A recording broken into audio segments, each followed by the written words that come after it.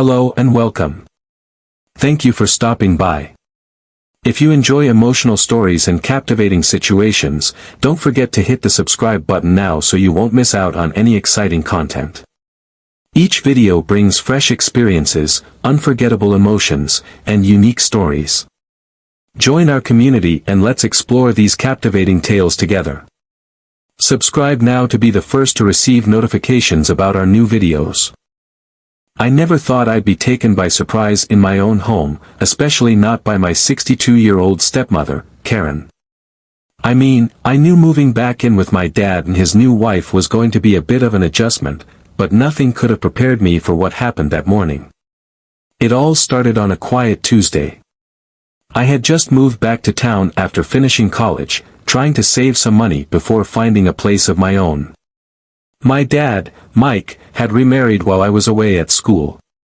Karen was a kind, vibrant woman who could light up a room with her laughter. She was nothing like I imagined a stepmom would be.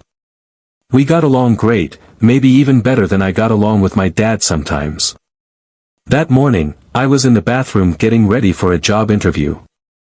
The shower was running, steam fogging up the mirror, and I was trying to calm my nerves. It's not every day you have an interview for your dream job, you know. As I was rehearsing my answers, I heard a soft knock on the bathroom door. "Hey, Jake," Karen's voice came through the door, soft but clear. "Are you in there?" "Yeah, Karen. Just getting ready for my interview," I called back, trying to sound casual. There was a pause, and then she said, "I'm really sorry to bother you, but I need to grab something from the bathroom. Do you mind?" I didn't think much of it. "No problem, come on in," I said, wiping the steam from the mirror. The door opened slightly, and Karen slipped in. She was wearing a light blue robe, her silver hair tied up in a neat bun. I figured she'd just grab whatever she needed and leave, but as she reached into the cabinet, I noticed her robe wasn't tied as tightly as it should be. It fell open just a bit, enough to give me a glimpse of her bare shoulder and collarbone. I quickly looked away, feeling my face heat up. Everything okay?" I asked, trying to keep my voice steady. Karen turned to me, her eyes sparkling with amusement. "Oh, I'm fine. Just needed some aspirin," she said, holding up the bottle. "You nervous about your interview?" "A little," I admitted, trying to focus on anything but the way her robe was slipping. She gave me a warm smile. "You'll do great. Just be yourself, Jake. They'll see how wonderful you are." I nodded, grateful for the pep talk. Karen had a way of making you feel like you could take on the world. As she turned to leave, the belt of her robe came loose, and the robe fell open completely. For a moment, time seemed to stop. I couldn't look away, and I couldn't believe what I was seeing. Karen, my stepmom, was standing in front of me completely exposed. She gasped, quickly pulling her robe closed, her face turning bright red. "Oh my God, Jake, I'm so sorry," she stammered, fumbling with the belt. "I didn't mean for. I didn't realize. I was just as flustered, my mind racing." "It's okay," I said, turning away to give her some privacy. "It was an accident." Right, she said, still sounding mortified. "Just an accident. Please don't tell your dad, okay? He'd be so upset." I nodded, still trying to process what had just happened. "Of course. It's our secret." She left the bathroom quickly, leaving me alone with my thoughts. I leaned against the sink, trying to calm my racing heart. I couldn't believe what had just happened. My 62-year-old stepmom had just walked in on me, and well, she hadn't exactly left much to the imagination. For the rest of the day, I couldn't focus on anything else. Not my interview, not my plans for the future, nothing.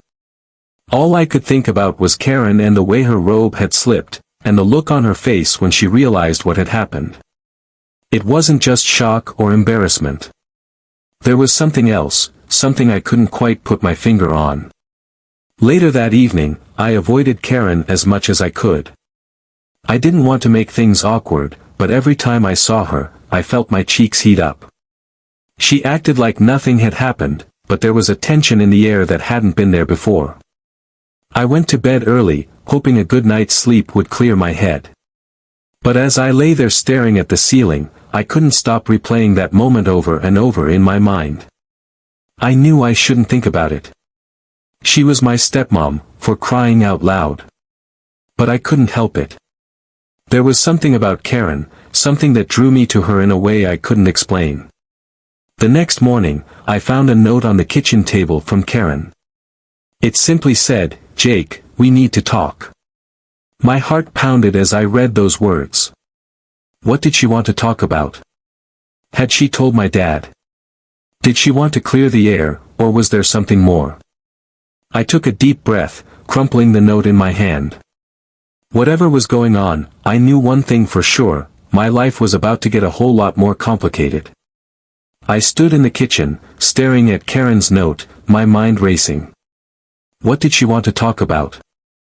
My thoughts bounced between different possibilities. Did she want to clear the air about what happened in the bathroom, or was there something more to this? I couldn't wait to find out. My dad was away on a business trip, so it was just Karen and me in the house. I had the whole day to prepare myself for whatever she was going to say.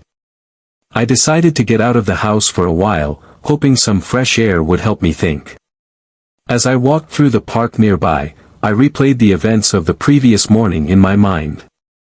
I couldn't help but remember how Karen had looked, the surprise and embarrassment on her face, and the way she'd rushed out of the bathroom. By the time I got back to the house, the sun was setting. I could see Karen through the kitchen window, preparing dinner. I took a deep breath and walked inside.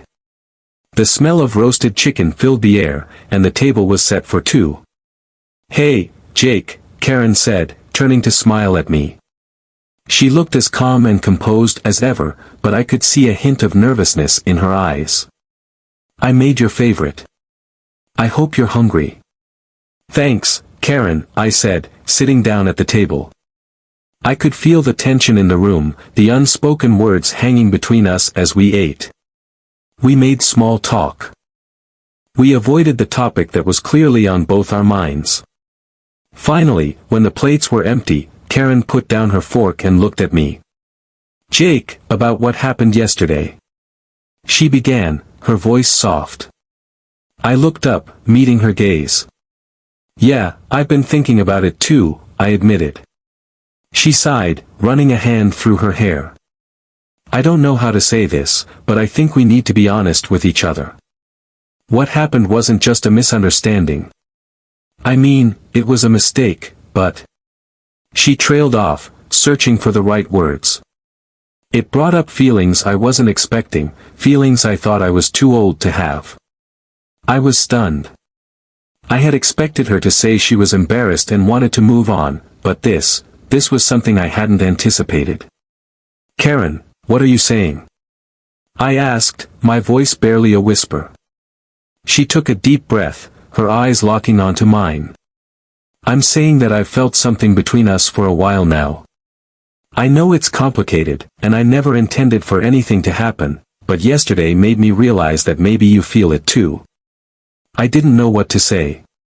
My mind was a whirlwind of emotions: confusion, curiosity, guilt.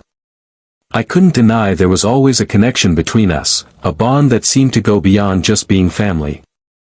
But she was my stepmom, and this situation was much more complicated than I was ready to face. "I don't know what to say," I finally managed. "I mean, you're my stepmom, and dad." "I know, Jake," she said quickly, reaching out to touch my hand.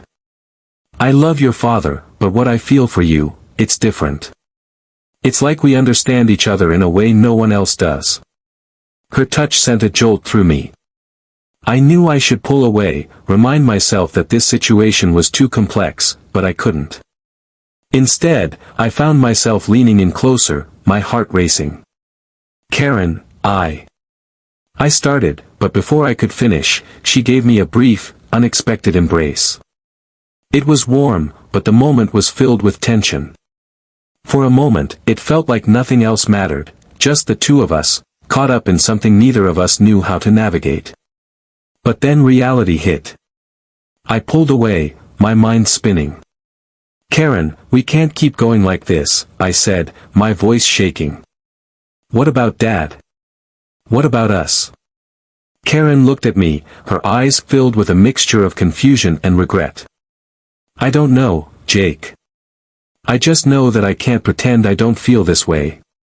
But you're right, we need to think about what this means, what we're going to do." I nodded, my heart heavy. I didn't have the answers. All I knew was that things would never be the same. We had crossed an invisible line, and there was no going back. As we sat there in silence, the weight of our situation settled over us. The following days felt like a blur. Karen and I tried to act normal, but the tension was always there, just beneath the surface. My dad came back from his trip, unaware of the turmoil that had unfolded. I tried to focus on finding a job, but my mind kept returning to Karen, to that conversation, and to the complicated feelings I couldn't shake. One evening, about a week later, I found Karen sitting on the porch, staring out at the sunset. I sat beside her, and we shared a quiet moment, watching the sky change colors. "I've been doing a lot of thinking," Karen finally said, breaking the silence. "About us. About what happened." "Me too," I admitted. "I can't stop thinking about it." She turned to look at me, her expression serious. "I think we need to make a decision, Jake. Either we end this now, before it goes any further, or we figure out what this is and what we want." I swallowed hard, my mind racing. She was right. We couldn't keep pretending everything was normal when it was anything but. "What do you want, Karen?" I asked, my voice barely above a whisper. She looked at me, her eyes filled with a mixture of sadness and longing. "I don't know, Jake. I want to make sure we're doing the right thing, but I don't want to hurt your dad. I don't want to make everything more complicated than it already is. I don't want to hurt him either," I said, feeling torn. "But I can't ignore how I feel about you." She reached out, taking my hand in hers. "Maybe we should take some time to figure things out. See how we really feel, without the pressure of everything else." I nodded, squeezing her hand. "Yeah, maybe that's a good idea." As the sun dipped below the horizon, we sat there, holding hands, knowing that whatever happened, things would never be the same. We didn't have all the answers, but for now, we had each other. And that was enough.